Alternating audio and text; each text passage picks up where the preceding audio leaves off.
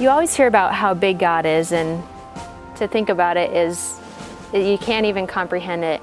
And for me, the year he was gone kind of gave me a glimpse about how big God really is. The amount of people that would approach me during that year and say, hey, we're praying for Matt and we're praying for your family. And it was people at church and friends of those people at church, and my friends that live in Texas and their parents that live in Arizona, and my mom in Minnesota, and the amount of people that were praying diligently for him, people I didn't even know, people who didn't even know him. It's just a testimony to God's greatness, what prayer can do. I was a company commander of 150 infantry soldiers in the middle of the Sunni Triangle.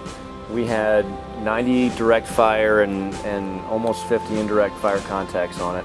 The amount of times that we could have had soldiers injured or killed was a daily basis. We had some weeks where we had 3 contacts a day, direct firefight, RPGs, large-scale urban operations, personal experiences of landmines going off in front of you, and a full ton of metal going by your face without a scratch, other soldiers bending down to pick up a hand mic and a bullet ricocheting off their helmet.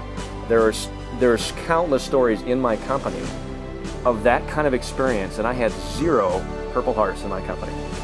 Arguably some of the heaviest fighting in the country at the time, and not one soldier injured from combat in my company. I can't explain any other way than the significant amount of prayer that was focused about the specific soldiers in my company. Alpha 1-8, people were praying on huge levels for the safety of just my soldiers. To hear about the things that he went through over there, and to hear about the contacts, and to hear about, you're in a war situation, anything can happen in any given moment. And I really feel, and so does Matt, that God put a shield of protection around them. A friend of ours, little boy, prayed every night that God would put a protection like every color in the rainbow around their company, and that those colors of the rainbow would be a shield over their company. And every night he prayed that, and for then Matt to come home and to go up to Noah and say, hey Noah, not one person got hurt. That little boy, just his faith in God grew even stronger.